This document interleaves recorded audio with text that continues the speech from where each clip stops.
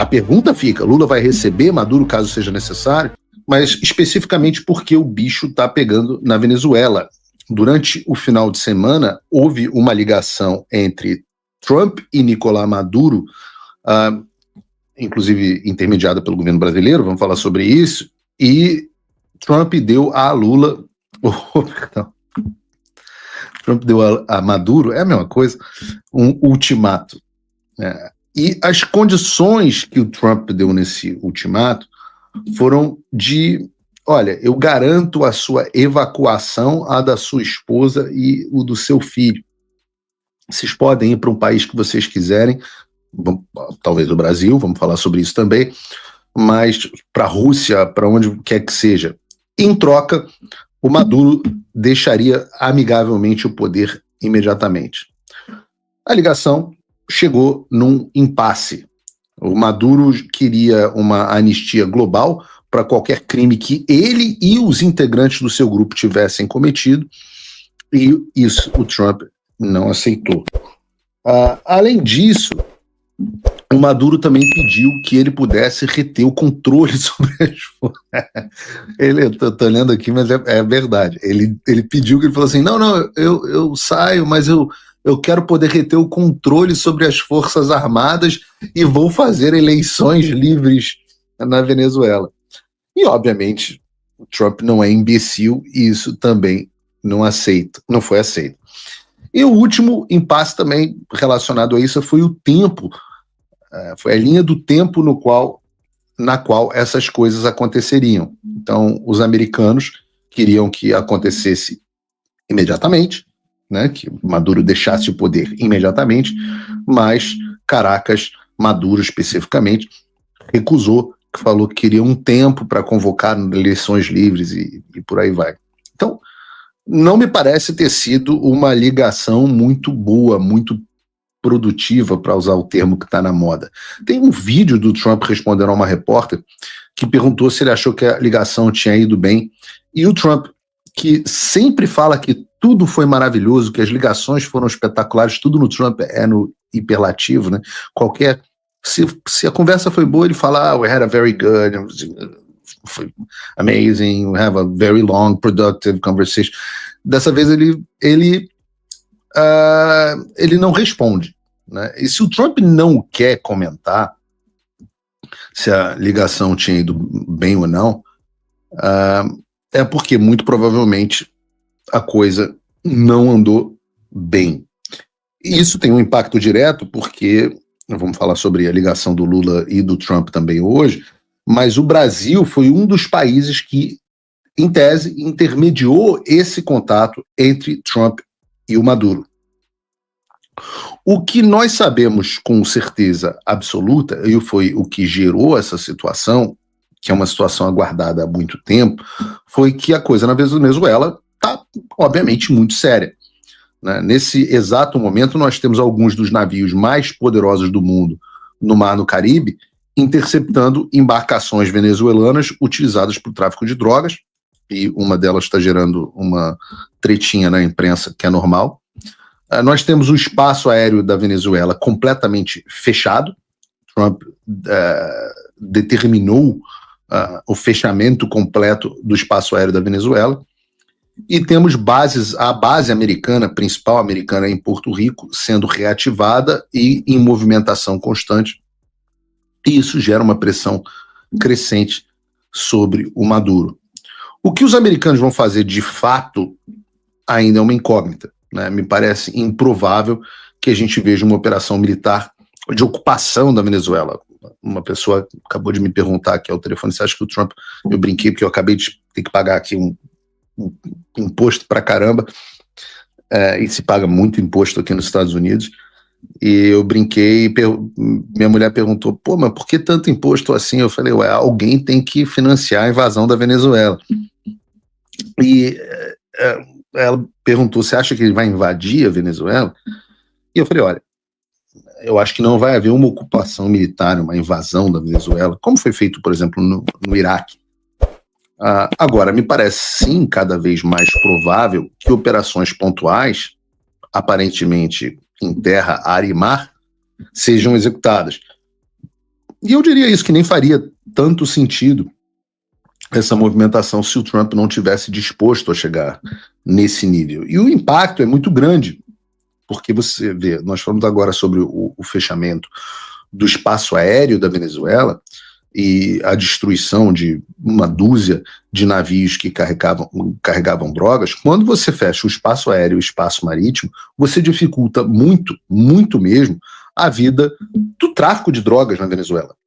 Mais do que isso, você sufoca hoje a principal fonte financeira do regime e de pessoas-chave do regime e gera instabilidade no poder da Venezuela. Vejam, hoje a imensa maioria dos generais venezuelanos tem algum tipo de ligação com organizações criminosas envolvidas no narcotráfico.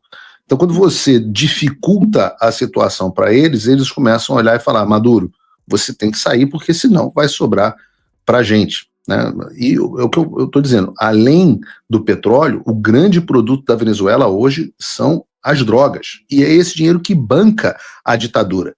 É o dinheiro que faz com que os generais não se revoltem com Maduro e mantenham ele no poder. E com menos dinheiro é aquela história. Caso onde falta o pão, todo mundo grita e ninguém tem razão. O fato do Maduro, que estava fazendo a dancinha do Trump, cantando Imagine, etc., ter aceitado discutir termos com o Trump, mostra que as forças políticas da Venezuela estão realmente mudando. E a tendência agora é que a situação continue escalando. E eu já disse isso antes, né? Mas entendam que a visão dos Estados Unidos não é que eles estão fazendo nenhuma pressão para efetiva troca de um regime, para troca, vão retirar um líder do poder se metendo em outros países. Não, eles entendem que eles estão derrubando um traficante narcoterrorista internacional, líder da organização classificada recentemente pelo Trump como organização terrorista, que é o Cartel de los Soles. Maduro seria, então, o chefe do Cartel de los Soles, que tomou o poder na Venezuela à força e mantém o povo venezuelano oprimido. E por isso não me parece plausível que os Estados Unidos recuem. Aí você tem um outro problema, porque se a pressão continuar subindo, o Maduro vai ter que fugir para algum lugar. Né? E algumas reportagens noticiaram, por exemplo, que uma aeronave utilizada por Nicolás Maduro em diversas viagens havia pousado na fronteira com o Brasil na última segunda-feira. Ninguém sabe se isso é ou não real. Ou melhor, sabe-se que a aeronave fez o pouso, há o registro disso. Mas não se sabe o que aconteceu nessa viagem muito curiosa, neste momento, com um fechamento de espaço aéreo para a fronteira com o Brasil. Será que foram ativos? Será que foram pessoas? Será que foram membros da família? Quem será que a ditadura do Maduro mandou para o Brasil? E a pergunta é, caso Maduro vá e fuja ao Brasil, como reagirá o governo Lula? Será que se Maduro fugir para o Brasil, Lula vai abandoná-lo? Eu penso que não. Afinal, o governo Lula já afirmou que caso os Estados Unidos façam, não afirmou, mas eu vou dizer, saiu na imprensa, né? Que caso os Estados Unidos façam algo na Venezuela, o Brasil subirá o tom com os americanos. Está aí a notícia da CNN. O Brasil só subirá o tom contra Trump se os Estados Unidos atacarem a Venezuela, dizem fontes. Então não é uma declaração oficial do governo Lula, que evita críticas mais duras para não perder a possibilidade de atuar como mediador entre os dois países. Essas ligações do Lula com o Trump são históricas. O Maduro foi uma das primeiras pessoas que o Lula recebeu após a posse em novembro. Em novembro, aliás, agora o Lula estava criticando os ataques americanos às embarcações do tráfico de drogas no Caribe e no Pacífico. Ontem, o PT, o partido do Lula, publicou uma nota manifestando apoio ao Maduro e dizendo que as ações dos Estados Unidos contrariam o direito internacional e a soberania dos Estados. Recentemente, o próprio Lula estava na Colômbia com o Mauro Vieira falando em prestar solidariedade à Venezuela. Essas são todas declarações recentes. E isso coloca o Brasil numa sinuca de bico. De um lado, o governo Lula não quer desagradar os americanos, como diz a reportagem, do outro não quer abrir mão de um dos seus principais aliados, que é o Maduro. E que o Lula está disposto a receber criminosos de esquerda no Brasil, todo mundo sabe, afinal foi ele que deu asilo a Nadine Heredia, a ex-primeira-dama do Peru, que foi condenada a 15 anos de prisão por lavagem de dinheiro, algo que o Lula entende muito bem. Então, a pergunta fica, Lula vai receber Maduro caso seja necessário? Bom, o dia começou com muito advogado me ligando para saber se era verdade que Gilmar Mendes, por uma liminar, mudou a Constituição. Eu fui ver e foi incrível, né? É uma emenda constitucional por liminar. Na prática foi mais ou menos isso. Sabem por quê? Porque ele diz agora que para denunciar ministro do Supremo para impeachment, só quem pode é a Procuradoria-Geral da República. Está tirando poderes do, primeiro lugar, da origem do poder. Da origem do poder, ele está tirando o poder. Porque a lei que regulamenta o artigo da Constituição que fala nisso, diz que qualquer pessoa pode denunciar um ministro do Supremo ao Senado. O Senado é que julga, né? Que processa e julga. Não só o Procurador-Geral da República. Tirou o poder do povo, tirou o poder de um deputado, poder de um senador. Não pode. É uma ação de ADPF, o nome, tem um nomezinho. Aquela ação denunciando uma inconstitucionalidade com base em prefeito fundamental. Então, foi essa ADPF, né? Arguição de descumprimento de preceito fundamental, veio da Associação de Magistrados Brasileiros. Bom, pode ser que o ministro do Supremo seja sócio lá, porque os magistrados não são julgados no Senado. Eu vou ler para vocês a Constituição, espero que ainda esteja vigente. Artigo 52. Compete privativamente ao Senado Federal processar e julgar o presidente e o vice-presidente da República por crimes de responsabilidade, bem como ministros de Estado e os comandantes da Marinha, Exército e Aeronáutica, nos crimes da mesma natureza conexos com aqueles. 2. Compete privativamente ao Senado Federal processar e julgar os ministros do Supremo Tribunal Federal, os membros do Conselho Nacional de Justiça e do Conselho Nacional do Ministério Público, o Procurador-Geral da República e o Advogado-Geral da União nos crimes de responsabilidade. Então, compete privativamente ao Senado Federal processar e julgar. Aí ele entrou no quem apresenta a denúncia. Foi regulamentado esse artigo da Constituição dizendo que qualquer um do povo, né, pode, inclusive deputados e senadores. Gilmar Mendes aceitou a arguição de descumprimento de preceito fundamental da Associação de Magistrados Brasileiros e mudou. Mudou a lei. Não disse assim, esse pedacinho aqui da lei não vale. Mas ele mudou, botou outro texto, outra redação. Ele criou legislação. Que está pendurada é uma lei, provavelmente uma lei complementar, que regulamenta a Constituição. Né? Ele poderia dizer até, esse não. Né? Mas disse assim, não, é só o Procurador-Geral da República que pode. Criou legislação. Numa liminar. A liminar já está valendo. Não? Outra coisa, seguiu tudo aquilo que foi arguído pela Associação de Magistrados Brasileiros, Associação de Juízes, que não pode afastar na hora que aceita a denúncia, está lá na lei, por maioria simples. O julgamento é por 2/3, está na Constituição, está no mesmo artigo, lá embaixo, no parágrafo. 2/3. Para condenar. Agora, para aceitar a denúncia, é maioria simples. No momento em que aceita a denúncia, a pessoa é afastada. E aí a lei diz, olha, já tira 1/3 do salário. Se for absolvido, devolve 1/3. Eles não gostaram. Nem gostaram da maioria simples. Disseram que tem que ser 2/3 e o ministro Gilmar, sim, é isso, vou mudar. Mudou a lei. Ele simplesmente não disse, olha, isso não pode. Não, ele mudou a lei. Tem que ser 2/3.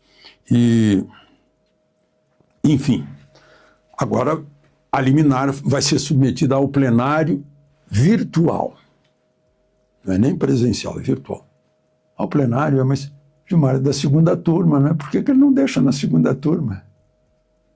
Onde está o Fux, o André Mendonça, o Cássio Nunes Marques e o Toffoli. Pois é, isso levantou uma celeuma lá no Congresso Nacional. Alcolumbre, né, que sempre quietinho, em relação a 66 pedidos de impeachment de ministro do Supremo, ele, Pacheco, né, acumulando 66. Lá no Rio Grande a gente diz que quando a pessoa fica de 4, o outro monta. Né? Parece que foi isso. Então, já que você já está de 4 aí, vamos montar. Né? Vou alterar. E não vai ser possível vocês mais pedir impedimento de qualquer ministro do Supremo, porque tem que passar pela Procuradoria-Geral da República. Acabou peso e contrapeso da teoria de Montesquieu, dos 3 poderes, que, aliás, na verdade, são 2, né? Porque o poder emana do povo. O poder do povo é dado pelo voto, que não vai para o terceiro poder, o Supremo. Né? Mas aí é uma outra discussão. Pesos e contrapeso. Eliminou o contrapeso. Ou seja, o ministro do Supremo pode, numa liminar, como foi esse caso, acabar com uma regra, uma lei criada pela Câmara, pelo Senado, assinada, sancionada pelo chefe do Executivo. Os 2 poderes podem ser alterados pelo poder que não tem voto. Mas não podem, o contrapeso não funciona. Elimina-se aí o balanço de Montesquieu, né, com que ele sonhava dos 3 poderes. Bom, vamos ver se tem mais alguma observaçãozinha aí para fazer sobre esse caso. Né? Pois é, Alcolumbre já respondeu, dizendo que não hesitará em defender as prerrogativas constitucionais do Congresso Nacional. Mas só agora que ele diz isso. Ele e Pacheco se puseram assim, sim senhor, assustados, sei lá, com alguma coisa presa. Enfim. Enquanto isso, o ministro Toffoli ordena uma busca na Justiça Federal de Curitiba, na 13ª Vara, para investigar abusos de Moro contra doleiros. Quando o IBGE mostrou aquele mapa virado sul para o norte e o norte para o sul, sem bússola, parece que assim está o Brasil, sem norte. Bom, e o presidente da Assembleia Legislativa do Rio de Janeiro foi preso na manhã de hoje, prisão preventiva. O nome dele é Rodrigo Bacelar, do União Brasil. Por quê? Porque em setembro, quando ele foi avisado que haveria uma prisão de um deputado estadual, no caso, um deputado chamado, é incrível, TH Joias. Parece que é um ourives. O nome dele é Diego Raimundo dos Santos Silva. Ele avisou o deputado na véspera da prisão. O deputado chegou a chamar um caminhão de mudança para levar as provas embora. E chegou a reclamar que estava com um freezer cheio de carne, que não tinha como, que ia deixar carne para a Polícia Federal. Incrível. Ele avisou. E esse deputado já foi indiciado. Sabem por quê? Intermediação de venda de armas para o Comando Vermelho. Rio de Janeiro. Não é só territórios ocupados, é também prédios públicos ocupados. Incrível esse país, não? Interessante, a prisão do presidente da Assembleia Legislativa foi dentro da própria superintendência da Polícia Federal. Ele foi chamado pelo superintendente, só pode vir aqui para a gente ter uma conversa. Lá dentro é que foi dada a voz de prisão dele, né, determinada pelo ministro Moraes, né, mandato de prisão de Moraes, com busca e apreensão. Como tinha busca e apreensão, ele chegou lá de carro, fizeram busca no carro. Sabe o que encontraram no carro? R$90 mil. Esse é o Brasil. Por isso que eu disse que a gente acordou com novidades tristes, porque a gente sabe que nós somos a fonte do poder e temos gente que recebeu o poder pelo voto, está fazendo essas coisas. E gente que não recebeu nenhum poder pelo voto também está fazendo coisas. De Brasília, Alexandre Garcia.